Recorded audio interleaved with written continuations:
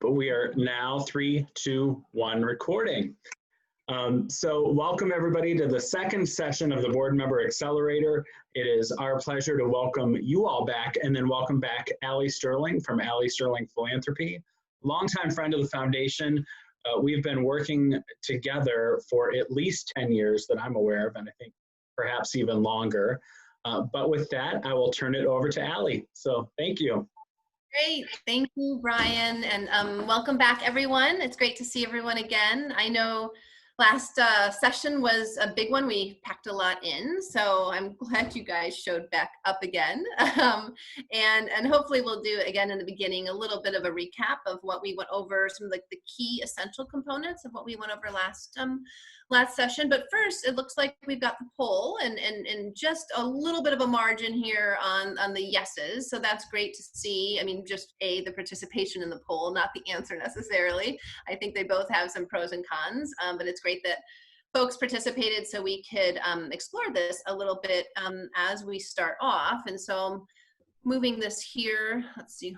It's so funny. Every time, it always takes a second to move it. There we go. Okay. And Brian, should I take down the poll, or do you want to take down the poll? Or I never know what to do with the poll once it's up. There we go. Okay, perfect. Great. I hope that many of you had an opportunity to take a look at Dan Pallotta's video. It is a wonderful one. It's been around for so long. It never grows old. I've seen it, I can't tell you how many times. And every time I watch it, I pick up something new, or I'm just reminded of something that was really important. I think that video has just an exponentially large amount of views. He has an accompanied book, so for those of you who are interested, there's that as well.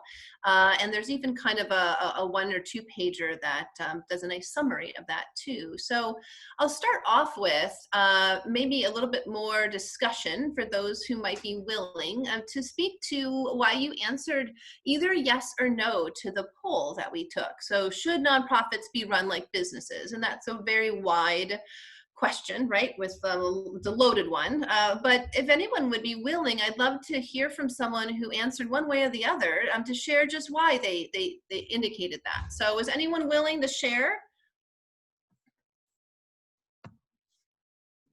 Someone, please. I can share, Allie. This is Kelly. Kelly, hi. Hi. I said no, and the reason I said no is because I just feel like in a business, employees are getting paid to do their job, and in an organization, it's mostly volunteer. I mean, you may have a director or two. I don't know how big it is, but for the most part, you're running on volunteers, whether they're board members or they're just volunteers, whatever. So I just think there's a fine line there, things that you can do in a business environment that maybe wouldn't work on a board. Yeah, I think that's a great answer. And I think there are some nuances there that are different, especially if you're talking about having paid people versus volunteers.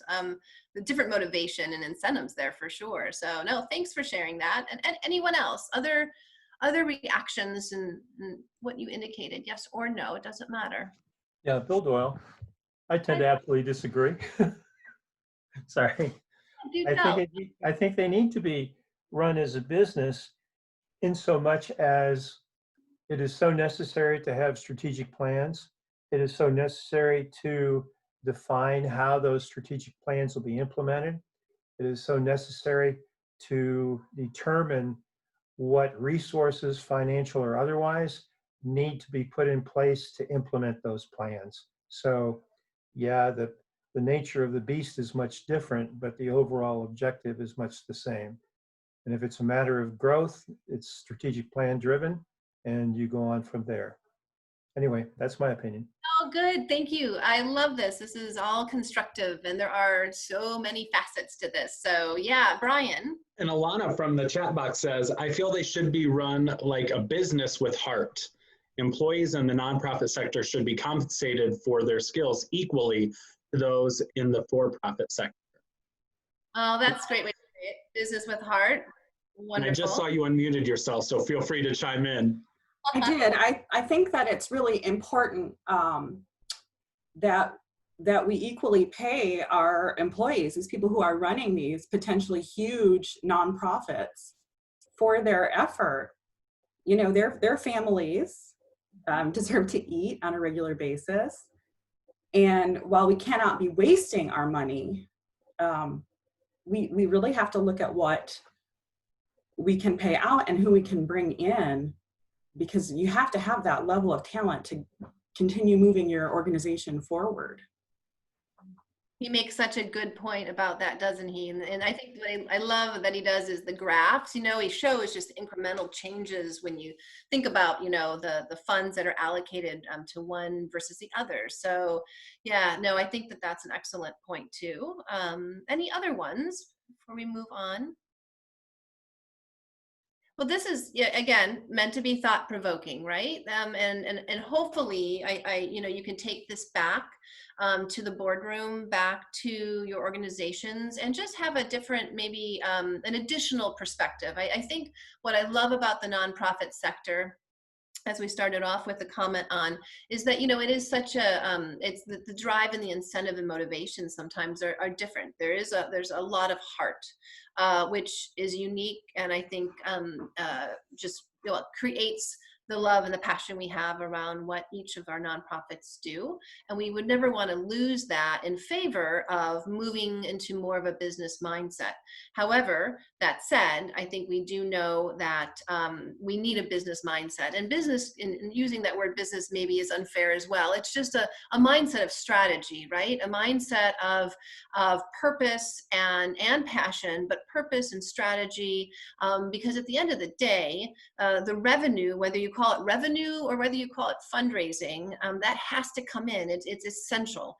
So it's just, I think, a good framework by which we can push a little bit further the definition, the expectations, and also what's possible, at least from a board perspective, down. So, you know, how can a board member be a catalyst for this? It goes back to a lot of that fiduciary, strategic, and then generative mindset around governance. So when, you know, if you're on a board of an organization that is a super simple one, you know, very, you know, emerging, grassroots, not highly complex quite yet, board members are really filling the role of staff in many ways. And so, you know, thinking more generatively, like how we could be more business minded, or how we could be more strategic and purposeful. Sometimes at the end of the day, there's not time for that, because we're just really, you know, doing everything we can to keep the lights on and keep the door open. But ultimately, our goal should be to move into a mindset and behaviors that are more strategic and then ultimately more generative, which usually actually mimic a more business and for-profit mindset than not. So I think there's just a natural evolution there that happens. Any other biggest ahas? And so, yeah, just take a second to unmute and just share if there was something striking that he said that you were particularly, you know, compelled to share and you maybe thought about even after the video was over. And I'm sure some of you probably watched it twice, because it's one of those, there's just so much there. Does anyone have an aha that they want to share?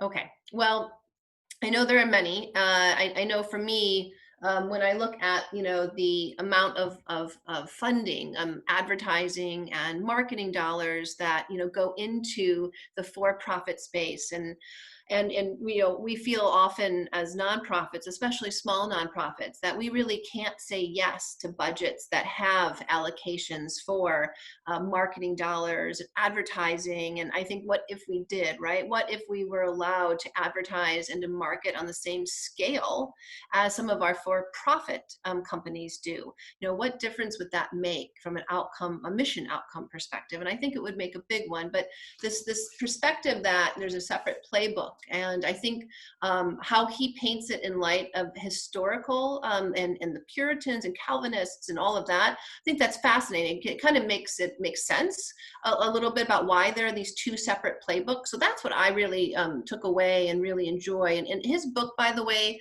goes into a lot more detail detail about the historical perspective and why we have this, again, very different approach to the nonprofit sector versus the for-profit sector. So for those of you who would be more interested in that, you really should take a look at his book. But that was my aha moment, that we've bought into this over time. And so it's very difficult, right, as anything important is to kind of change that, to change the mindset, to change the direction of the ship. It doesn't happen overnight, but I think we're getting there. I think one of his 4 areas that are not on par with the for-profit, one of them is that, you know, investors, people can't invest in the same way that they do a for-profit and yield a financial return. We're even seeing some changes in that. So there are some, for those of you who are familiar with social impact funds and other things, it may not be that, again, the return goes into someone's wallet, but it's going into a similar project or a bigger project. So I think we've been a lot more innovative and creative over the past 5 years with some vehicles that are very complex, but actually try to do very similar things. So we'll move on from Dan Pallotta, but I like how he sets the stage a little bit to some of the things we'll talk through today, and to, again, have it in the back of your mind as you serve on a board or look forward to serving on a board. And those of you who are nonprofit executive directors, I would offer share that video with your board members as well. I think it's a good and thought provocative. It really starts a conversation, a constructive conversation around what's possible. So before we get into session 2 objectives today, I just want to go back to a few of the key ones from session number 1, if I can. There we go. So if you remember, we spent some time here looking at the big 4, right? From a legal perspective, from an attorney general perspective, we have these 4 essential must-haves within any board framework that you should be definitely cognizant of, and hopefully the board culture represents an adherence to these as well.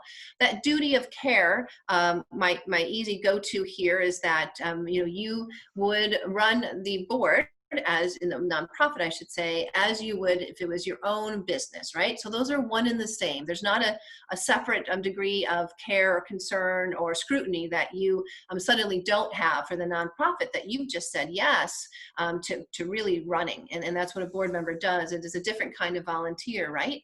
The responsibilities really are very similar to it being your own organization. So the duty of loyalty, the takeaway here is that we do at times have conflicts of interest, right? So we have to do what's in the benefit of the organization above our own benefit. So that's really the most important piece to remember here. And most of our boards have an annual conflict of interest policy that they update and they circulate every year. And it doesn't mean that you can't have a conflict of interest. It's just that you need to disclose it if you do have one, and maybe abstain from a vote here and there too. Duty of compliance. So this is, I like to say, this is that ignorance is not bliss, right? So just because you didn't know that something happened or transpired because you weren't at a board meeting, for instance, doesn't mean that you're not culpable for any issues that arise from that. So it's really critical that we attend board meetings, that we attend committee meetings, that we review minutes that happen if we can't. It's not enough to say we weren't present, unfortunately, at all. And so that duty of compliance is a very, very critical one. And related to that, the duty to maintain accounts. And so this is really, you can't leave things to chance. So it's really critical that as a board member, you are assured through proof often that state and local filings have been done, federal filings have been done, that your bylaws, your articles of incorporation are up to date, that there's a budget, you know, from all the way from filings to that there's a budget to that there are policies and procedures, the most critical and essential ones that are all up to date and actively maintained and monitored. So that's just really the quick takeaway here, but I think it begs a refresh on this, and also, again, moving forward into some of the areas where you'll be exploring with the boards you serve on, or you will, there'll be some checklists that I'll provide you that you can ask some questions that really get to the heart of, are these things in place? And here we see that 3 modes of governance. So I spoke to that just a few minutes ago, related to the evolution of a nonprofit, right? From an emerging and grassroots status all the way to some of our more sophisticated and established nonprofits, such as maybe museums or healthcare systems, universities, for instance. And so we are at all times actually in all 3 of these often, or at least in fiduciary and strategic, right? Fiduciary is essentially those 4 must-haves on the slide before, those 4 duty of care and compliance, et cetera. Every organization has to always be monitoring those and has to make sure that, again, they're doing all the things they need to do. Once you get past that, and usually that's with staff who are actually doing the hard work there, and you're just as a board member monitoring it, then we like to see an organization move into a strategic mode of governance. So the fiduciary is taken care of. We're not stumbling any longer there, not figuring that out. We're moving into where strategy actually takes up most of that board meeting and that board member's role. You've got a strategic plan that actually you're spending that all the time on, you're executing it, you're correcting for any changes, you're having conversations that just are elevated from what maybe you used to have maybe a few years back. And then as far as generative is concerned, yes, this is important. This means that your board members truly are advisors. If you think about from a staffing perspective, I think about a larger organization, let's take a healthcare system. Their staff are not only handling the fiduciary responsibilities, they're also handling the strategic responsibilities, which allows then a board member to actually be paying attention to 30,000 feet, a lot further out there, really important things that question maybe the changes ahead for the organization and the mission that it serves. And your board, again, is really being a truly advisor, really a thought partner, and you're really, really leveraging their expertise that they bring from their own backgrounds and their own experiences. And the risk here, though, and the risk maybe even in the strategic mode of governance, is that sometimes we can actually limit the board's involvement, because staff are so efficient in what they're doing that the board kind of goes, I don't even know what my role is. The role and responsibility that I've signed up for seems to diminish to where if I didn't come to a meeting, would anyone miss me? Because everyone's got this, right? So we want to make sure we continue to create meaningful experiences and engagement and responsibilities for board members, so that way they do feel as if they have a role outside of a rubber stamping thing. So, okay, and then the next is where we left off last session. And I'll bring all of these up here. So this is when anything is going awry in your organization, when from a board perspective, you're just not sure what's wrong, but things are off. Maybe attendance isn't good any longer, or there's been a lot of turnover, maybe even staff turnover, but looking at board turnover, or just, agendas aren't really as tight as they should be, conversations aren't as fruitful as they used to be.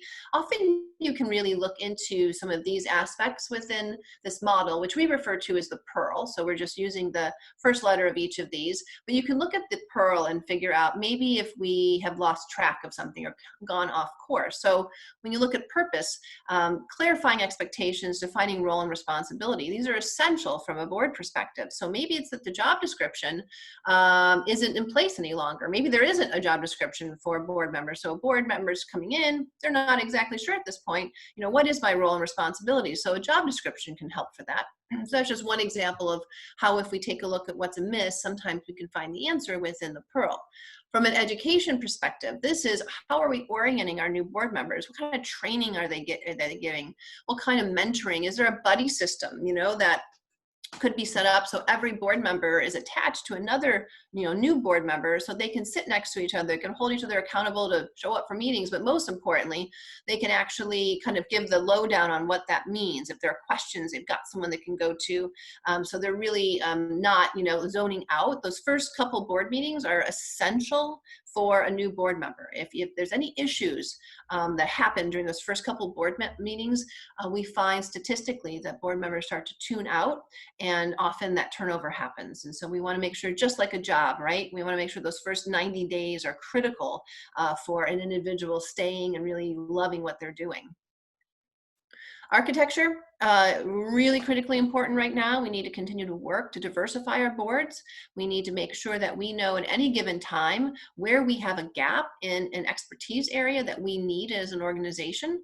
Really good time to reset this is when you're updating your strategic plan. And as you're looking out over the next couple of years, it may be that you're taking on a new branding project, for example. And as it turns out, you don't have anyone on your board that has that kind of expertise. And so it would make sense to, from a recruitment perspective, move that skill set up into that first place as you're, again, looking for board members. Our goal is that we have a wait list, right? So we've got a whole bunch of different people who might fit and fill one of our empty seats, but in a strategic way. So not in a haphazard or a cavalier way, but in a real strategic way. So they know that they're being tapped because of what they can bring to the board, which creates, again, a composition and a comprehensive approach to governance that we all need. So that's architecture. And we can give you tools too, as far as to do a quick, we call it board matrix, right? Where we have all the board members' names, we have all the areas of expertise.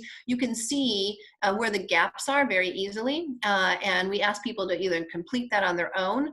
And you can also see where people might be interested in serving. So as a fundraiser, I actually don't like to serve on the development committee of a board. That's not interesting to me. I do that for my day job, right? What I like to do is learn new things. So I actually like to serve on a finance committee or a program committee or something very different than what I do during the day. Often we take board members and we assume that they want to serve in the areas that they're really good at. And that could be true, and often it is, but often it's not. So it's really important that we make sure we're asking people. And then even after a period of time, people want to do new things. So, keeping someone in the same role forever, might not be the best idea, unless of course they said that they want that. Results, those are the 4 evaluations I talked about. Super imperative that we're evaluating, again, the CEO or the executive director, whatever your title is for that lead staff person. We're doing that annually. We're evaluating the board as a whole annually, and that we're doing a self-evaluation. So each board member does their own self-evaluation, nothing that they turn in, but something that they actually get to say, how am I doing against that job description I was given on day 1, or against the aspirations that I had as a new board member? How am I doing? Am I doing well, or do I need to kind of have a conversation with someone about some issues I might be experiencing as a person that's allowing me not to be as participatory as I'd like to? And then that 4th board evaluation is to do an agenda, essentially a board meeting evaluation, kind of a spot evaluation, maybe once a quarter. Maybe more if you need it, if you've got some issues maybe at the board meeting level, which is where most of the issues are, by the way. So asking, board members to quickly say, how'd we do? What did you like about the board meeting? What didn't you like about the board meeting, and what we could do better? 3 simple questions yields an awful lot. So I would recommend everyone does at least one of those once a year, but probably a little bit more frequently, actually. And then finally, leadership. So succession planning and making sure that we're not at the last minute having to figure out who's going to serve on the executive committee in an officer position. That is a very strategic process that people get to shadow each other for at least a year to understand what that's like and to have that support. And just, again, leading by example, making sure we're very deliberate about the people we're putting in those positions, that they're capable of that. I've got lots of stories of serving as a board chair versus a board member. The organization, all sorts of things happened during my board chair term, which really taught me that is a very different job description for a board chair than it is a general board member. And we should all be very prepared for those sorts of things. And finally, from a recap perspective, we just see these 3 areas of fundraising, strategy and board leadership, this notion of sustainability and growth for an organization. And it's an infrastructure that's critical. Any given time, we could be doing really well in 1 or 2 of these, or all 3 of these, and we could be struggling in 1 or the other as well. So if we think about this from a business perspective, the parallel from a fundraising is revenue, right? That's just simply sales and incoming revenue to an organization. We call it fundraising in the nonprofit space, but actually any longer, there are a lot of organizations who have a mix of revenue that comes in. It might be memberships, it could be earned income, it could be, entrepreneurship, right? Social entrepreneurship, all sorts of things, and fundraising. So that's your revenue stream. Very important to be keeping your eye on that at all times as a board member, asking all the questions you need to, so you are really clear about where it's coming from and when there might be issues or gaps in getting it. And strategy. So same thing in the business sector. So this is the same thing, a strategic plan, a business plan, you call it whatever you want. It's just knowing on paper, right, where we're headed and monitoring that, that path. So we can change and make course correction when appropriate. Board leadership, same here in the for-profit sector as talent, right?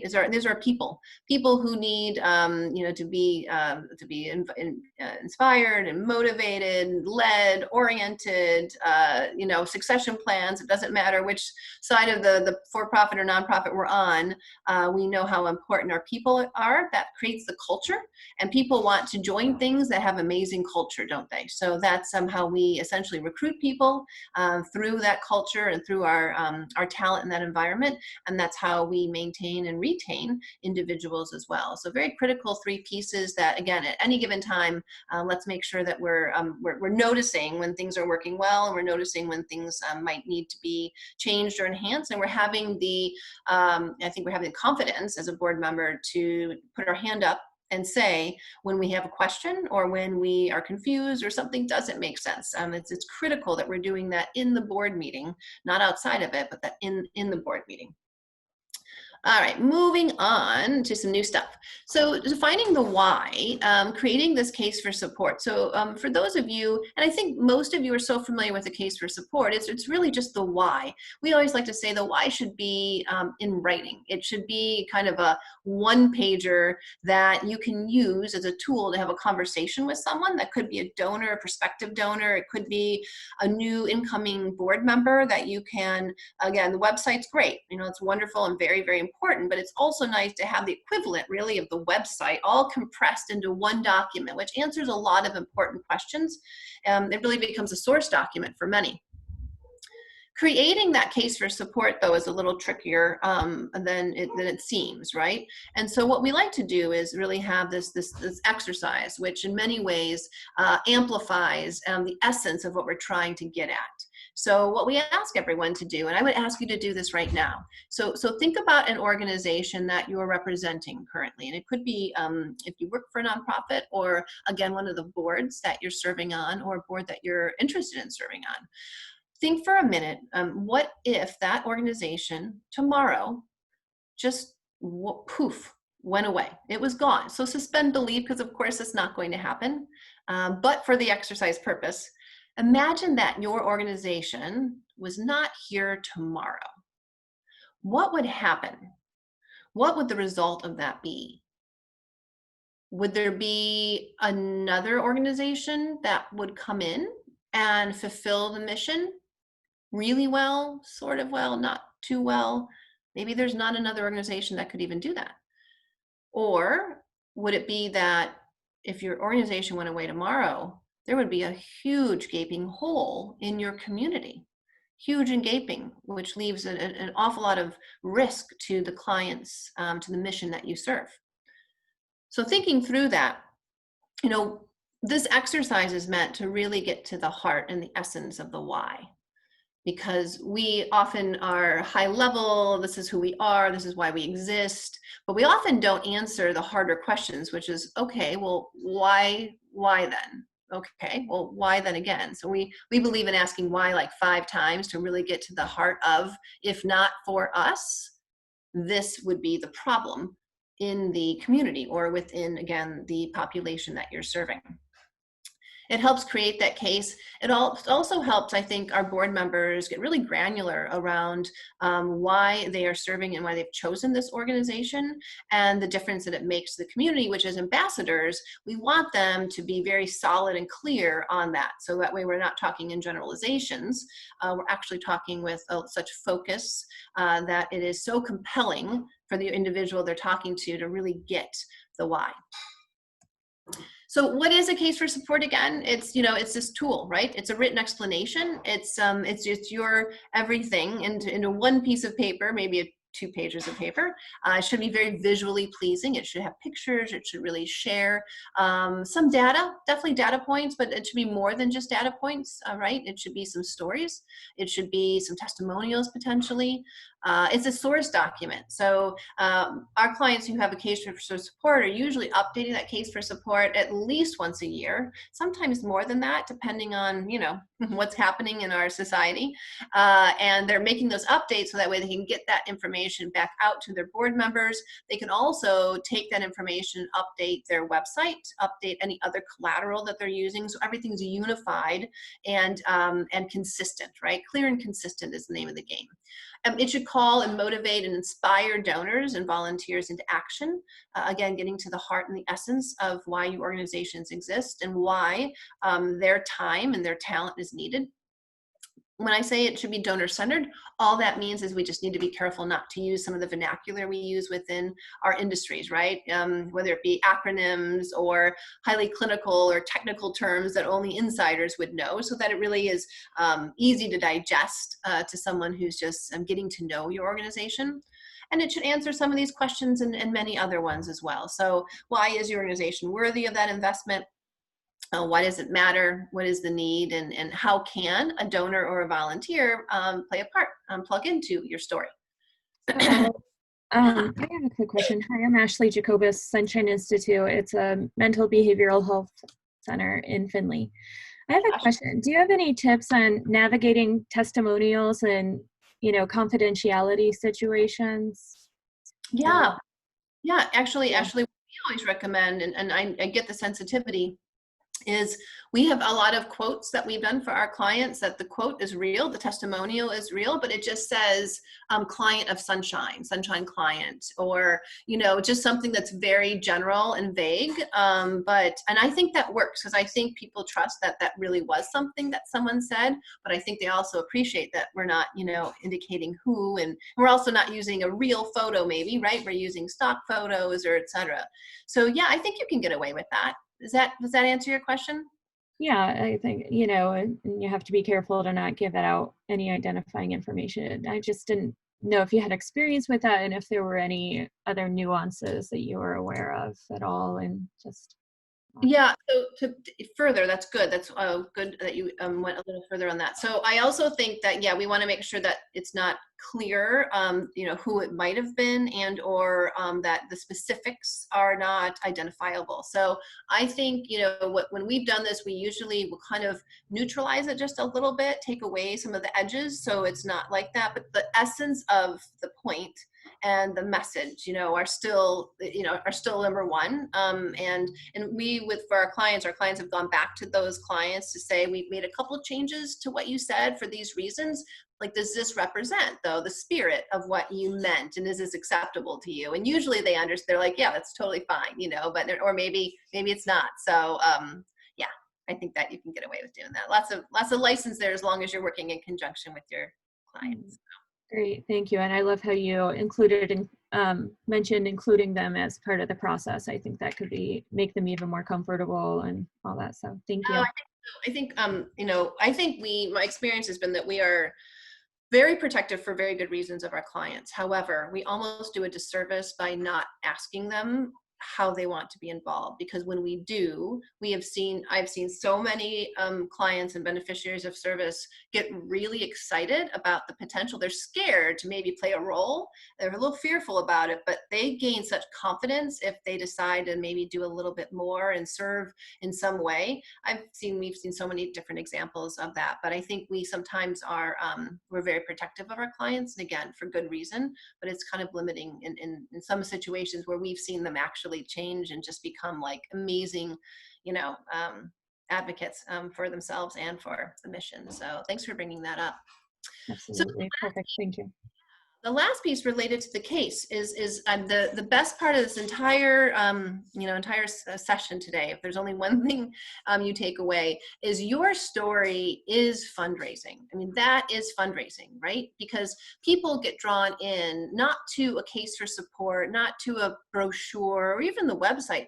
They get drawn in most intimately through you as a board member and through you as a staff member and what your story is. Why did you say yes to this organization? What drew drew you to this organization? What personal life story do you have that you're willing to share, maybe, that actually caused you to be a board member? When you start telling stories about either yourself or about an experience you had with your organization that was life-changing, people want to hear more, they want to know more, and then fundraising just happens on its own, because those stories are usually attached to stories of need, right? There's always gaps in our organizations. There's things we could do better or differently or more of. And when you start with your story and then you talk about how there is this additional need within the organization and we could do much more with this, people who care and have an affinity and are excited about what you're saying, they'll connect their own dots and help out as they can. Yes, sometimes we need to go a little deeper. We need to maybe ask them for something and be a little bit more formal and structured, but often and usually in the beginning, we just really want to draw them in. So just keep that in mind. If a lot of us are a little apprehensive to be fundraisers, and fundraisings, we laugh, and fundraising is the F word, right? It's like no one wants to say the F word. They'll do everything in their power sometimes to get around that. But really, fundraising is simply telling your story in a way that draws that person in, because you're telling a personal story. You're not talking message points, you're not talking data and stats, you're talking from the heart. So keep that in mind. And on that note, we'll talk through embracing our inner fundraiser.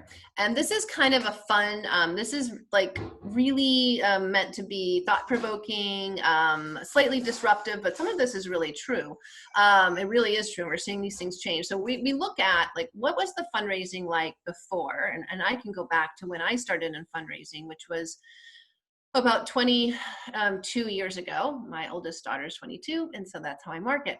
And when I started fundraising, it was a very different world than it is today. I mean, really different. So from my perspective, and then also from those who have been doing it even longer, and we as we put this together, we look at some data, but most of it is more so what we see changing in the field that we pay attention to on a daily basis.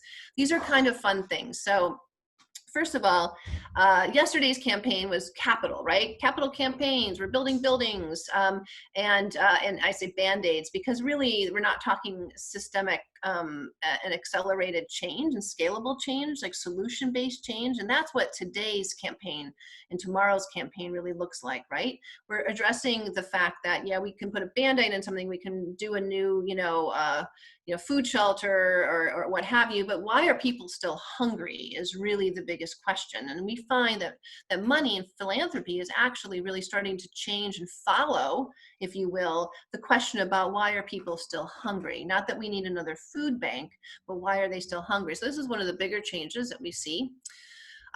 This is another one. It used to be that everyone was, doing a capital campaign every 3 to 5 years. There was a start, there was a stop, there was a pause, and there was another start and a stop about, again, every 3 to 5 years. And today, it's really constant. Our organizations should constantly be in campaign mode. They should be constantly having major gift initiatives, micro gift initiatives. They might have an endowment and a planned giving initiative all the time, because there's no stop and start, right? Our missions are too important, and it's very critical that our donors also see all the different ways that they can opt in to an organization, not just the standard fare capital campaign done like clockwork, even if maybe the thing that they're building isn't exactly needed. So usual suspects versus diversity. So I can remember, and if we had more time, I would tell lots of stories of just, and I think many organizations still do this, just going to the same donors in a community over and over and over again, when there's this middle donor, which is the sea of people who are just coming into their ability to be a little bit more charitable. They may have more discretionary funds now that their maybe kids, if they have them, are done with college and out of the house. There's a way to be looking at diversity factor, right? Female donors, actually females that are baby boomer and older, give exponentially more than their male counterparts. So we have all this stat out there. We have different generational giving, ethnicity, you name it. So it's very important that we are really looking at things from a more wide, diverse angle versus the way we have been doing it, and actually probably in many situations are still doing it, which is going kind of to the same donors every single time. These are tongue-in-cheek, of course. Yesterday's campaign is that wouldn't wake up for less than 7 figures. And today's campaign really is about small gifts, right? Which is wonderful. So more gifts that are entry level, that maybe impact a smaller program that you have, or you're taking an individual who's giving $25 and you're giving them an opportunity to give maybe $250. So it's nothing like $1,000 or $5,000, but incremental sorts of things that really do impact different parts of your organization, and it's a more sustainable way to actually continue to develop those relationships with a wider reach of individuals. So quantity sometimes in the beginning when we're starting out does matter. Quality certainly is nice, but quantity actually moving forward I think will be more and more important.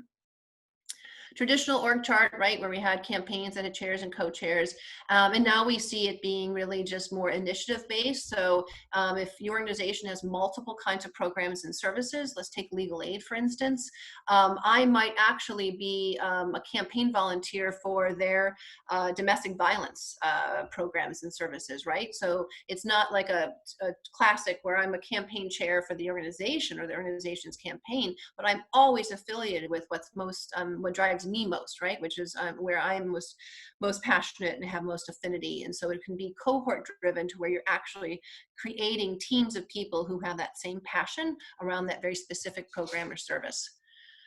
Yesterday's campaign, we saw the CEO, executive director, whomever is really someone who's spending 30% of their time on that campaign initiative. And it could be, again, an annual campaign. It could be an endowment campaign. It doesn't matter how we define campaign. We define it as raising money in a focused way. Today and tomorrow, we're really seeing the CEO being that chief fundraising officer as well. The expectation, especially for organizations that are more evolved, is that their donors want that CEO, that lead person, to be engaged with them every step along the way to that gift. So different expectations there. Community-led and place-based. So we see today no boundaries. We see campaigning on the national level. There are a lot of organizations that we work with, just in Toledo, for instance, that actually are mounting national campaigns. They don't actually have a national presence, but they're mounting a national campaign. So no longer do we just fundraise in the city of Toledo or Findlay. We should be fundraising everywhere, especially if you have different components of your donor base that actually go places, right, in the winter and to other communities. We should be following them there in their happy places and being able to have continuous conversations, not waiting for them to come back, or if they move permanently somewhere, we should be looking to make an effort to see them in their new community. Very, very critical. Yesterday's campaign, monthly in-person meetings, a lot of reporting out. We see today that people will not do that. No interest in doing that at all. We're all meeting out, quite frankly. I mean, even Zoom's really good and it's different, but it's difficult to have so many meetings. And so we see today fundraising really being concierge-based, really going to the individual, checking in on them, seeing how they can be helpful as that volunteer is making those fundraising efforts on their own behalf. So much more concierge-based. Cash, of course, is no longer something any of us really carry with us often. And so now we see different kinds of hubs, if you will, of giving. So equity, family office, donor advice funds, we could put that up here too. Cause marketing, so the different funds that our nonprofits receive from corporate partnerships, very essential and very innovative today, but very, very different from before. Money does not come in our door the same way it used to, right? We give it the grocery store for that matter. So things are all very, very different, which makes it very complicated as well. One-on-one asks, I think this is something that doesn't change. To raise big dollars, you still have to be one-on-one with an individual. It can be over Zoom, it can be on a phone call. Optimally, it's in person. However, that face-to-face, when it really matters most, you really can't write an email, can you? You really can't text them something. You really do need to be as close to that person, or maybe socially distanced 6 feet away, as you can. So some things don't change, or at least I hope they don't change. Investing without a soul, socially responsible investments. Today we have donors asking our nonprofits who have endowment funds and have any kind of investments, how are you investing those funds? You know, are you investing in ESG funds and, again, socially responsible ways, or are you just investing the way you always have? So, and we have to be very careful here because we don't want to have our investments sitting in a pool that supports something that our mission actually would be very concerned about if we knew that. So this is where our organizations have to ask questions and have to make set expectations with their financial advisors. Stewardship, walls, donor lists, all that kind of stuff. I think people still do appreciate donor lists and donor recognition. They definitely do. We know that, but actually experiences matter most, right? That's the lasting, that's a piece that just, you know, you remember an experience more than you remember where your name was on a wall. You remember what that felt like. You remember how you really were immersed in the mission in a way that is unforgettable. So we really have such opportunity to create lots of experiences for our donors. Themes, grandiose, you know, campaign for the future. And now we know that, you know, words do matter, but in a very different way, right? And we see today that what's happening from a societal perspective actually spurs giving to organizations and causes immediately and fast, and almost to the point in some situations where those small nonprofits may not have expected it and wouldn't know what to do with it. So we've had some of that with immigration, the Me Too movement, and some of our racial unrest as well right now. So that's a big change that's been happening. Blanket prospecting and communication to today, artificial intelligence is definitely making its way into the fundraising world. So we have lots of data points and lots of service providers that can tell us way more than we want to know that people know about us. So I think this is, again, change, and there's some concern here too. But what it does mean is you can actually get very customized with your approaches, even if it is direct mail to your prospects and your donors. Board will open doors, and here now we see board really being an amazing influencer, and even venture capitalists, even making investments and seed money into the causes and the projects that our organizations need. First, early adopters. So I think a much more intimate and ownership stake that board members are taking. And technology, right? We know that technology in the past, you know, a lot of our nonprofits went kicking and screaming about having to make updates and, you know, invest in technology. And now technology is one of our biggest budget line items, isn't it? So again, this is meant really to be thought provocative, to hopefully get us thinking about where, you know, we are today versus where, for our unique organization, we might be headed, and not to take anything for granted, because that's, I think, one thing that's for sure. I can pause, Brian, to see if there are any questions though before we go forward. Maybe just take a quick stop and see.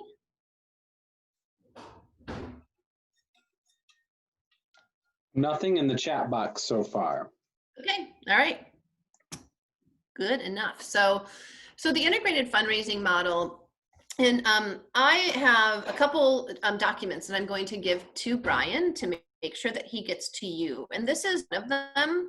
The integrated fundraising model is our approach to how to create a seamless fundraising system within an organization. So it's not a one-off sort of thing. It's not something that often if we can, we get to hire a development person. And, you know, when we get to that point, which is really awesome, we then think that development person is solely responsible for fundraising. And like we've outsourced it somehow, and we haven't, and we can't, unfortunately. That person's only as good as the system and the culture that's at play within an organization, or that is evolving within an organization. So I think every organization continually is seeking and striving to evolve their fundraising culture.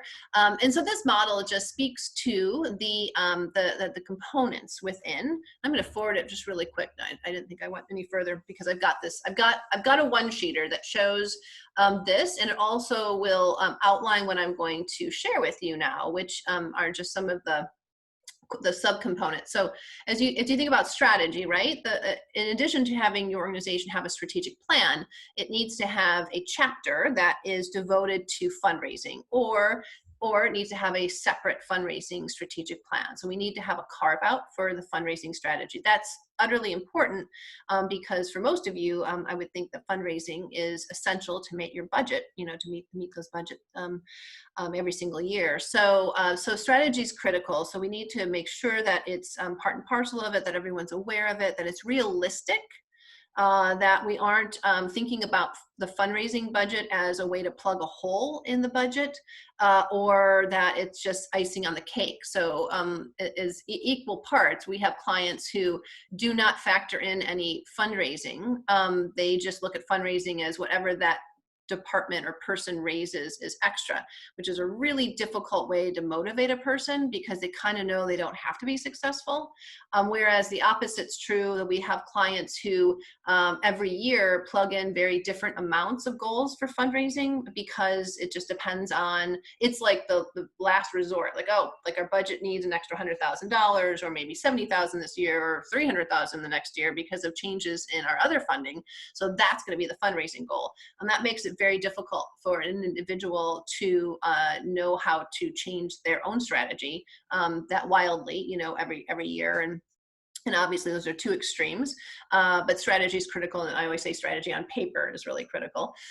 Board leadership, so how that board member is, how the board as a whole is engaged in fundraising, what expectations that they have, that they know about, so again, when we're recruiting, it may be that we know we have an expectation, but then in the course of the year, we're unclear as to how we plug into those fundraising opportunities. There might be an event or two in an annual campaign. And believe it or not, as much as we talk about those things and we send paper around the table, at the board meeting, we send emails out. It's hard for board members, even those who maybe serve on a couple boards, to keep track of all those opportunities. So sometimes it's nice to have a menu, if you will, right? I know a lot of you do this, where you have a board campaign that's a really clear one, and it says there's 4 different events in the year, including an annual campaign and a few other things. So these are your opportunities to support. And we'll start the board campaign in January. We'll end it in March, meaning, we'll collect all those pledges, and we can even, invoice people, quarterly. We have some clients that do a great job of getting more money from board members because they actually have them on like a quarterly sort of, pledge plan. And then their gift is, dedicated to those different events. So lots of creative ways. All this to say, it can't be left to chance, right? A board member doesn't just know how to plug in, even if they get emails, and even if they get flyers at the board meeting that talk about being a table captain. It really is a one-on-one sort of thing, and I think it's well worth having a sit down every year with each board member or a development committee initiative. Sometimes development committees do this. They actually sit down with each board member and they talk about what that board member wants to do this year, how they want to plug in. Here are the opportunities. Here's what I might be doing. So it's a really neat opportunity to just be a little bit bolder and bigger with those conversations. And then that, of course, works into this entire model because they're owning a piece of the success. Culture is critical. This is really from the top down, making sure that our executive directors and our leaders are setting the tone, and they're being role models as it relates to fundraising, as it relates to what they're doing, what their expectations are, how they're motivating others. I know a lot of people aren't comfortable fundraising, even those that are leading organizations, but it's a critical component of our work, and even more so moving forward. So that culture is created, certainly from the top down, but also by inspiring and empowering each and every staff member to have a role in the fundraising process. Just like our boards do, they can too. And that training and that coaching around that can be really rewarding, because there are a lot of really big gifts that happen because of some of our direct service staff members, right, who don't see themselves as fundraisers, but they certainly are. Stewardship, the easiest way to start any fundraising program is to start with a real solid stewardship program. And this can be as simple as saying thank you to donors, board members doing that. I know a lot of you do that already, which is just, it's easy and it's really effective, to having a real full stewardship plan for the year, to be, have one that has a monthly sort of activity of, different activities based upon the level of donor within in your organization. So some things everyone has happened, like a newsletter maybe that everyone might get, but then at certain levels, they might be getting a personal note, they might be getting a tour of something, and now we're doing lots of simulations related to tours. So just lots of real creative and custom things that can go into a stewardship plan, but at a minimum, you can just have a real solid one by just engaging your board in that thank you process, which again, I know a lot of you do. And then the last and probably most important piece, truly, this is where I make a living, is accountability, right? So you can have the best strategy in the world, but if there's not an accountability plan that holds us accountable to certain performance indicators, certain just check-ins, how are we doing? Where are we, where do we need to peel back, or where do we need to change some of that strategy? How can I help you? How can I support you? And this from a board perspective to a executive director perspective, how can we help here? But also how we can help is just to hold each other accountable for some of the promises that we make, the goals and the dreams that we have don't get realized on their own. No different than deciding we want to change our physique, or get more into wellness or whatever. Sometimes it's not enough to just have a gym membership, right? You actually have to go and you have to ask for help and to get someone to hold you accountable for those sorts of things. So it doesn't matter if it's personal or if it's professional, we all need an accountability partner. So again, we have a nice fuller document that goes over these things that I'll make sure that I get to Brian. And here is kind of the related model, which is from a board perspective. This is a little bit more granular here. There are many ways a board member can get engaged in fundraising, many. At a minimum, just knowing your story, right? So again, if it's the last thing, only thing that you remember, it's just knowing your story and knowing that that is a real powerful fundraising tool. But there's a few other ways that we like to talk about, which is in this visual here. And again, we'll make sure that the entire PowerPoint, that Brian gets that to you too. 4 ways. First, we think about all the donors and all the, our databases that we have in organizations, and they're massive and they're out of date, and some of them are updated, and there's a lot kind of paralyzing sometimes when we think about the databases that our organizations have. To be able to get that big sea of data into a more manageable one that we can actually do something with from an annual basis as it relates to cultivation and solicitation of donors, we can use our board members to help us identify, first of all, who the best prospects might be for either the year or a project, something specific.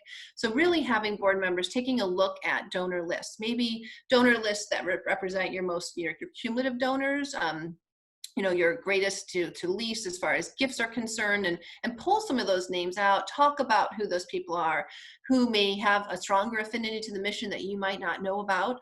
So it's just a great activity. So identification is a big one. Identification of new individuals too. So as we're out there being ambassadors for our organizations, we should definitely be inviting in individuals into the mission, right? So having a mission immersion event once a month, once a quarter, where there's a set date, that we can do a tour, or we can meet and greet with the executive director or a key program person. So that allows a board member to feel as if they can just say, oh yeah, so-and-so, come with me on this Thursday, because there's a mission immersion event at this organization I support. It's a great story, and end of story at that point too, right? Because it's just a matter of connecting that dot, and that individual will know if they're interested or not. So the next thing would be a strategy for cultivation. So once we get this list and it's a little bit more manageable, so we're taking 100 names to maybe a top 25 for cultivation for the course of the year. We look at those top 25 and we ask some of the board members that, are more familiar with fundraising and maybe have networks a lot of networks, or they're comfortable having these conversations. We ask them about what strategy would make sense for this individual. So there may be somebody who knows that, oh, this individual really is into education. So for those missions out there that have multiple programs and services, it's hard to know which program and service, to really focus on and highlight for a prospect. So that can be part of that. Or we can get to know an individual or a family and know that, oh, they have a family foundation, or they have a donor advised fund at the community foundation, or just that kind of intel can be helpful to craft a really good cultivation strategy. Then there's a solicitation, and God love those, 30% usually of board members who actually don't mind soliciting gifts. It's a wonderful thing. Often it's great to go along with a team member, a staff member. It's a wonderful thing to have two people involved in that. But for those of you who, are in lines of work where sales, is something that you do all the time, and this isn't anything for you, it's actually, something you do frequently and enjoy, that's wonderful. There's always some percentage of people who are a little uncomfortable doing it, but ultimately with some successes and with a mindset again around storytelling and stewardship, they will say yes to trying, and then it goes well. And so they continue to be part of that solicitation process. And it's, it is a process, and it's comprehensive, and there's lots of people involved, but that's another really great way as a board member to plug in. And then finally, and this is often the easiest one, this is what I think you do already very well, which is tapping board members to steward, to say thank you, to recognize donors in personal ways, which adds to the renewal of those gifts. So that's the critical piece. We want gifts to keep coming in, right? We don't want just one-time gifts. We want gifts to not just come in continually, but increase in the investment amount. So we want to move people from, early adopters into, major or micro gift givers into legacy gift givers ultimately, and planned gift givers as well. So this just goes into a little bit more detail. All right. So we're going to shift now. We've covered the case, we've covered some fundraising, important things that you need to know before you take a board position, or as you enhance to the board position you have already, because as we all know, revenue or fundraising is absolutely essential. So it's critical to get comfortable with some of that. And I hope I provided you with some alternative ways to think about fundraising. I think those are actually very effective for most people, and they take away that myth and that fear that again usually is out there for many. So let's switch now into finding the right board. So we're going to talk about how to find the right board to serve on, and then how to know if a board is a healthy board or not. So I've got some checklists and documents that I'll be giving Brian that he will pass on to you that will be very useful as you move forward. And so yeah, let's go. So step one, is really thinking about mission and thinking about your own values and your own love, whether it be, what you've always been passionate about, or maybe something new that you're looking, a new cause that you're looking into that's of interest to you. So, but there are so many worthy nonprofits, and, so how do we select one that's right for me? So values and vision. You really want to step back and reflect a little bit. And there's a couple exercises I like to do with this. And part of it is just thinking about, so yeah, don't look at the screen yet. I shouldn't have pulled that up to as fast as I did. Part of it's thinking about what you are passionate about. I mean, truly writing down on a piece of paper the causes that are important to you. And again, looking at it from a longitudinal perspective. So reflecting on maybe decade ago, a couple decades ago, how those causes and how those missions may have changed to where you are today, and what you currently are passionate about and what is of interest to you. And then looking ahead. And I know for me, there are certain causes that are becoming more important to me that I want to learn more about. So you really want to write these things down to show that evolution of missions and causes. And then what I like to do personally is I like to think about where my money is going. So it's one thing for my time to go one place, but then where's my money going? What am I investing in? What am I giving to? And is there alignment there? And if there isn't alignment, it's okay. It may be strategic. It may be a reason for it. Or it might not be strategic and there might not be a reason, and you really just are out of alignment a little bit. And that's happened to me, where I realized I've been continuing to say yes to certain things I've supported in the past that were important to me in the past, but they may not be as important to me today. And it might be a good idea to start to bundle some of those funds into maybe one cause to be a little bit more impactful.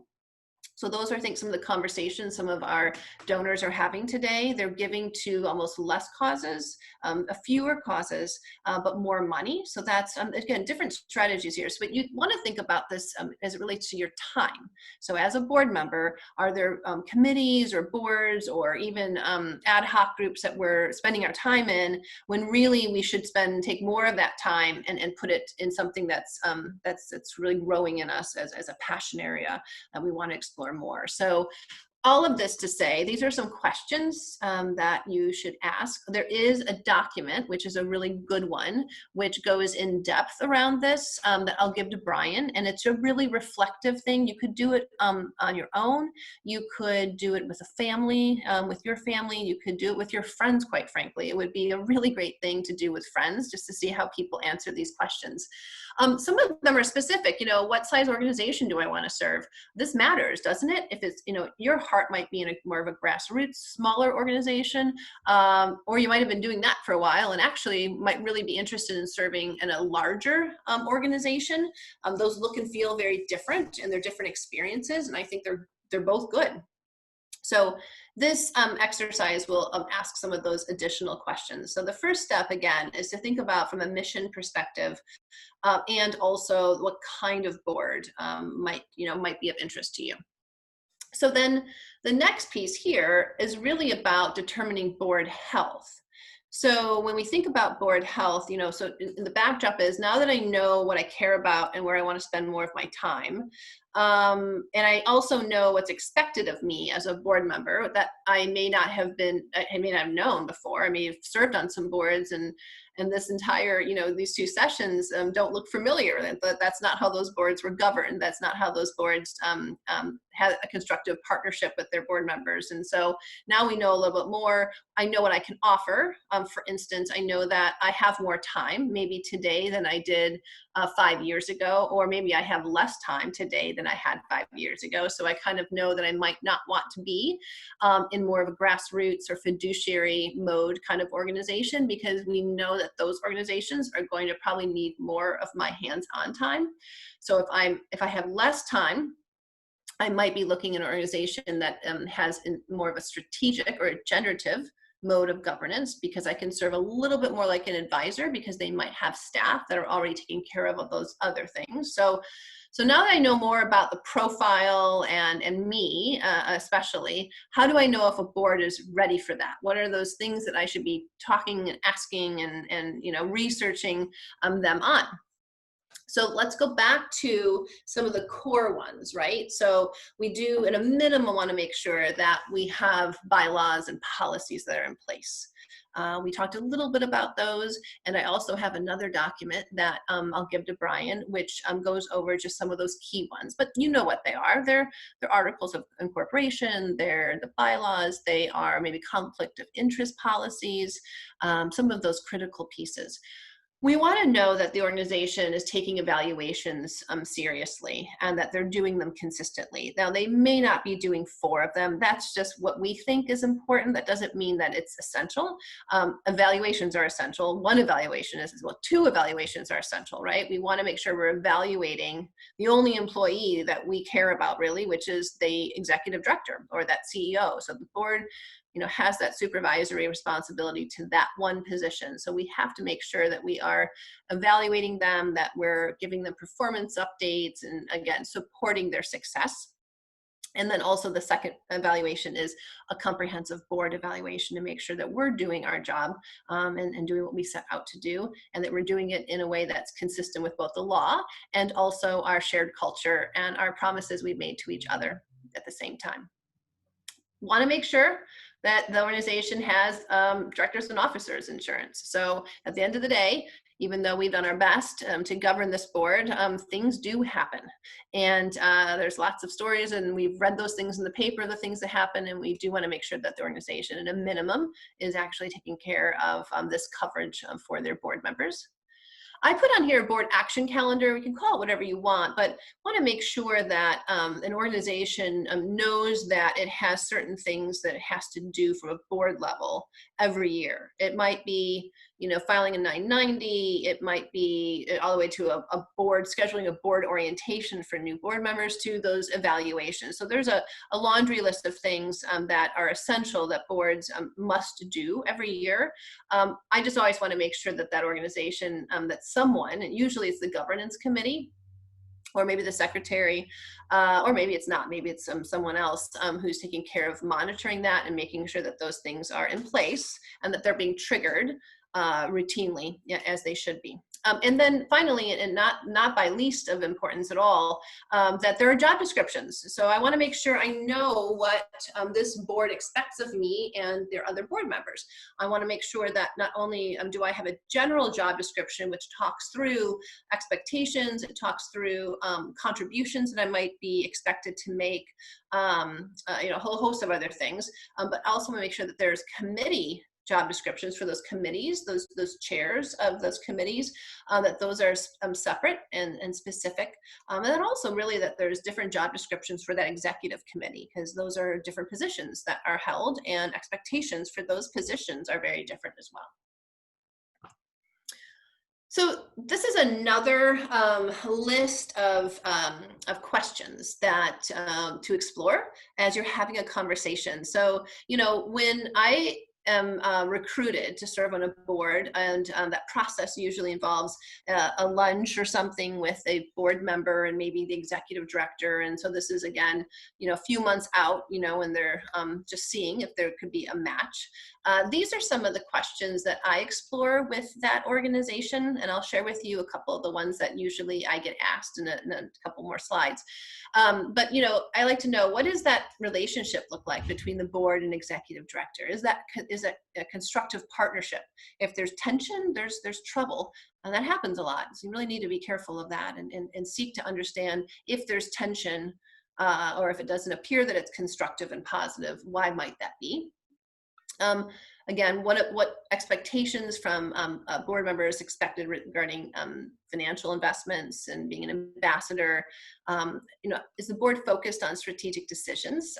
Hopefully there is a strategic plan, but I would ask, you know, how do you determine if they're focused on strategic decisions? Usually you can tell by looking at a board agenda. You know, really 70% of the agenda should be looking forward, 30% should be looking back. A lot of agendas have the opposite. So you want to be careful about that. We should not be spending 70% of our board meeting in reports and looking back. Those reports should be succinct, they should be in writing, and we should be moving forward and talking about the things ahead of us, things that we are important, but we should not be rehashing the past if we can help it, or unless it's, you know, utterly needed. Is there open dialogue and debate, you know, constructive debate? All of these different things which we've spoken about already with the duty of care, etc. What role do board members play in fundraising, evaluations, governance structure? And so here we have the opposite. Here are a few questions related to what they might or should ask you as they're interviewing you, if you will. You know, why? Why do you want to join the board? How did you find out about us? You know, and that's those are always good stories. Sometimes there's people in our lives that connect us, and those are always fun to share those. What other board service have you had? So that's important. Is this your first board, or are you a pro? You know, have you served on many? And the next question is critical too. Some board members serve on lots of boards at the same time, and that seems near impossible to me, but they do. And I'm sure some people can manage that, but I think making sure that you aren't looking at a board member that, you know, is on 3 or 4 boards or committees, et cetera, that could just make a little bit of a difference, if you will, to their availability and their participation levels. So although everyone can figure these things out on their own too, and everyone can allow for much more time, I think, than I can, but how much time and treasure are you able to give to an organization? What skills could you offer the board? What kind of fundraising experience do you have? What's your inclination around that? And but even to what kind of legacy do you want to leave? That's a pretty out there question. But depending on the organization and maybe what they're thinking about your service. So it's not so much legacy as in plan giving or deferred giving, although certainly that could play a role, but more so, do you seek to take a leadership role? Do you, and related to the next bullet, are you looking to be a board chair maybe someday, or are you just looking to be a board member? And it's okay either way, but I think that's a good conversation to have so they know that you're interested in something and they can help put you in a pipeline around that as well. So where to look for board activities, or opportunities, I should say, and I think this is easy. I think most of us are probably asked very often to serve, or we hear about boards or missions that we really are exciting to us, and we have friends that talk about, openings on and colleagues on boards, but usually it's who's hiring, right? It's looking at each community is different. Sometimes community foundations or United Ways actually are conveners of that information. Sometimes there are board fairs, which I know are great and can allow an opportunity for you to be introduced to nonprofits, missions, and get a feel for that way. So there's not really a national clearinghouse, I don't think, that I'm aware of at least, or even it's often like every community does it just a little different. So, so networking, right? I'm just talking to friends and colleagues, letting them know that you've been thinking about this, that you're really passionate about art, for instance, or education or what have you, and see if other people, if they're serving on organizations that you've identified. I always say, find an organization you're interested in, or a few of them, and look at their board lists online. 10 to 1, you probably know like a few of the people on the board already. So that's a really good in and a good way to connect with somebody. Research. And then always, join a committee first. There's no reason that you have to start at the board level. There's really no reason. Actually, we tell a lot of our clients that they should start board members off on a committee level first. Most bylaws allow for this, and it is a really great way to audition both the board member and then also for the board member to kind of audition the nonprofit as well. So in wrapping up, I've got just a few things to summarize, and then we will open to questions. So I hope people have a few questions, but here's a few final thoughts. So first, I hope that you'll expect more and you'll raise that bar for our nonprofits, because it's through board members asking lots of really good questions, kicking the tires a little bit, and I'm talking prospective board members, right? Really knowing that they are being selective and that organization may not right now be ready for you, and here's why. And so it's really neat when we see nonprofits try to raise their game, board members are raising the game, everything gets elevated, and ultimately our missions get elevated right alongside that. If you're on a board and there's, again, something that's a little amiss from a board chemistry perspective, maybe as it relates with the leadership, of the organization, there might be something that's happening that if you go back to that PEARL, which is that purpose and education, architecture, results, and leadership, there may be something in there that you could actually do or undo that could assist in putting things back in order. Those evaluations are critical, so don't forget that those are most important, and so you can be a huge ambassador in going back to your board to make sure that you've got at least 2 of those in place. Never underestimating the value of careful recruitment and orientation. Sometimes we move too fast in recruitment. We're too eager to have someone join the board. Feel free to slow down the process and, again, really have good discussion and discovery. You should be being very selective, as should they. Orientation, sometimes we skip over. I've seen lots of examples of that, and no shortcuts there. Every board member needs to have a proper orientation, and I believe that every organization should not only offer the new incoming board members, but they should offer all board members to go through that orientation again. And some might say, well, that seems silly, because if the existing board member, they should know all those things. Your orientation should be dynamic. It should be covering new material, new information about the organization, and I think everyone needs a refresher anyway. So we've also had board members who actually are the facilitators of those orientations, which can be kind of cool too. Considering auditioning that mission, right? Joining that committee first. just remembering to stay in your lane. This is a little difficult depending on the kind of organization you might select. Again, some smaller nonprofits really do need board members to serve a role very different than that organization hopefully will evolve to. It's really hard though, if you start that way, it's hard to actually change that culture and to move a board member back into more of an advisor role versus a hands-on role. That's where we see a lot of issues, is that, well, this board member started one way, they're still on the board, and now they can't sort of undo that that granular relationship that they have with that organization, but they really need to. So making sure we're not performing the role of staff. Keeping your business hat on, just remembering that it is your business. I mean, it is this nonprofit you own and you manage. And so making sure that we're using one playbook, we're using the same standards for both. And speaking up, if there's a question that something seems off or wrong or confusing, if you think that, someone else is thinking it for sure, making sure to say something, speaking up. There truly is knows what silly, stupid questions at all in a boardroom, not one bit, even though sometimes we feel like that's the last place you want to ask something that might make sense to everybody else. But making sure we do that so we're not essentially turning up the parking lot outside into that board meeting. And I think this is a phrase that we use internally a lot, but I think it's externally also discussed, which is people don't say things in a board room and then they leave and they walk out with someone and they spend another half an hour in the parking lot talking about all the things that they should have been sharing in the boardroom. So just trying hard to resist the urge to do that, which is hard. And being that role model that we all are, leading by example, especially as it relates to being vulnerable, asking those questions, giving of time and treasure. So Brian, I'll turn it back over to you to see, and I think I do have at least one question that I did not answer, but maybe there are a few more. And I can speak to that first one first if you want, Brian, as far as how to remove a board member, right? Yeah, let's talk about the removing a board member, and then folks can either think of their questions and unmute or post them in the group chat. So we'll start with Bill asked a question, can you quote, fire a board member who does not attend meetings and or does not contribute?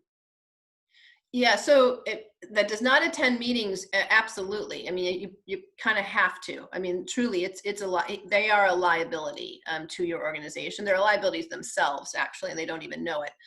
Because remember, ignorance is not bliss, and just because I wasn't there doesn't mean anything, except that I'm still liable for everything that's going on. It also sends a really bad message to all the other board members who are taking the time to be at those meetings. And it can send a bad message to funders, right? So some of our funders do ask about board roll call and who, participation, et cetera. So I think that if it's for not attending board meetings, I can't think of many reasons that should be allowed after a certain period of time. My guess is that the bylaws also say that there's probably, or the article of incorporation, somewhere it says that there's a minimum that they have to attend. So yes, on that, you absolutely can. And there's lots of very diplomatic ways to do it. The self-assessment from a board perspective is a real healthy one, because usually when board members assess themselves, if they do that, when they do, they realize that they haven't actually I actually went off of a board because when I assessed myself, I realized I missed more meetings than I really felt good about, and I felt that I was really not being a good role model, and that's my business. So what I do is talk about how to be a good board member. So I reached out to them before they reached out to me, and I just said, there's I have this constant conflict with a new client on the same night, and I don't want to leave the board, but I don't know what else to do. So I did, and I ended up staying on a committee. So I was involved, and I've kept my contribution levels exactly the same. But I just didn't want to send a bad message to board members. I didn't want to have my absence look bad on any funding requests. And so I did that on my own because I was self-aware, and I was pinged by this self-evaluation, which showed kind of the expectations that we all agreed to. As far as money's concerned, that is a far more complicated answer. I would ask first, does the board have a minimal expectation around fundraising? Because if they do, and if that board member isn't doing the minimum, then that's a conversation to have with them to ask why that might be. So is it a hardship? Are they unable to do that? Are they giving in another way that they feel is every bit as important, but no one's asked them? So I always say, have we had a conversation with that board member? Or are we just looking at the fact that they haven't given what they should? So board members, if there's no job description or no spelled out expectations, then we don't really have a way of knowing what's appropriate. It's just really critical. A lot of our boards are hesitant to move into like having a fixed dollar figure, $100 at least, or whatever that number is, to $10,000. And we've got board expectations that vary greatly. But when you have that, at least you have a ability to give another board member an opportunity to plug in where they need to. Otherwise, it's like, I don't know. I bought a ticket. Is that enough? The other thing I would say, that if you do have board expectations that actually are specific around how much needs to be given, and that individual isn't giving it, then I would ask, do they know that they're not giving it? Because often we don't, we go on with our day and we forget. And I've been in that situation before, that I didn't realize I didn't make my minimum on a board. So thank goodness I was reminded of it, probably 3 times. But so yeah, I'd have to know more about the specifics and behind the scenes on that one. So I hope that's a little helpful, but there's probably more of a story there, I bet. And I think contribute can mean more than just financial. So if you've outlined those board expectations, if contribute might not be the giving part, but might mean contributions of talent. If that's spelled out, that's another way that job description can be helpful. Totally. Another question was just messaged to me. Do board members usually meet staff and have any type of interaction, or should board members be separate? Oh yeah, so there's a lot of different ways this plays out. I think the answer is yes, it should. The board members should have a sense of who the leadership team is, and so let's say that the organization is big enough to have a few different key leaders staff-wise. I love the model where staff members come to board meetings. They may not stay the whole time. They may be excused, after maybe they are with their committee that is doing the committee report. So if it's a marketing position, staff position, there's a marketing chair or fundraising chair and a fundraiser that's on staff. I always like to see them, kind of be together and in sync with that report and answering questions or talking about something. And then I'm thinking of a couple scenarios, and then they leave. The staff are dismissed for the rest of the board meeting, right? Because we don't, I actually know a lot of boards that the staff stay the entire time until the end, unless it's an executive session. But I'm a big believer that it's a positive, empowering thing for staff members to feel important enough to be known by the board members. There's a slippery slope there, of course, right? I think that, we've all had those situations happen. And so there's a balance, though, in my opinion, that and a benefit to having board members know who those key leaders are and vice versa.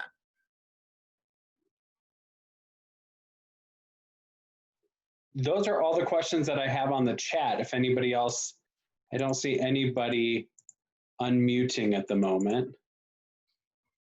Well, I've got things to get you, Brian, that that way you can pass on to everyone. And I think and they're really like their checklists. They're just really easy things to operationalize and to keep around for when you are, again, looking for a board or enhancing your own board experience or joining a committee, whatever it may be. I'm excited about everyone and what they're going to be doing. Yeah, and thank you, Allie. I will send an evaluation to everybody about this session. Results from the evaluations help us plan for the following year. We've already started planning 2021. Hard to believe, but I appreciate everybody spending some time on this beautiful Tuesday to be with us. With that, I will get Allie's materials to you, and have a wonderful day, everybody. Thank you. Thanks, Brian. Bye.